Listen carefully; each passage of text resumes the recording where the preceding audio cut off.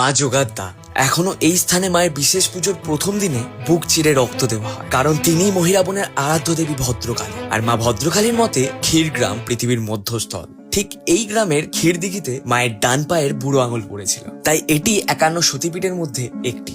আবার এই স্থানটি মহাপীঠের মধ্যেও একটি। যখন রাবণের সাথে রাম এবং লক্ষণের যুদ্ধ হয়েছিল, তখন মহিরাবন রাম এবং লক্ষণকে বন্দি করে পাতালে নিয়ে যান এবং হনুমানজি তার যোগ বলের মাধ্যমে তা জানতে পেরে যান এবং পাতালে গিয়ে মহিরাবনের সাথে যুদ্ধ করে তাকে হত্যা করেন, সাথে তার পুত্রকেও। সবশেষে হনুমানজি রাম লক্ষণকে নিয়ে পাতাল থেকে চলে আসার সময় মা ভদ্রকালী বলেন, আমাকে কে এখানে নরবলি দিয়ে পুজো করবে? আমাকেও নিয়ে চল এমন একটি জায়গায় যেখানে আমি 12 মাস নরবলি পেয়ে পূজিত হব। হনুমানজি বলেন, এত বড় বিশ্ব ব্রহ্মাণ্ডে কোথায় প্রতিষ্ঠা করব মা তোমাকে? তখন মা বলেন, পৃথিবীর মধ্যস্থল ক্ষীরগ্রামে। তখন এই স্থানেই মা ভদ্রকালীকে নিয়ে বেরিয়ে আসেন ক্ষীরগ্রামে। তিনি মাকে এই স্থানেই প্রতিষ্ঠা করেন। জয় মা যোগাদ্দার জয়।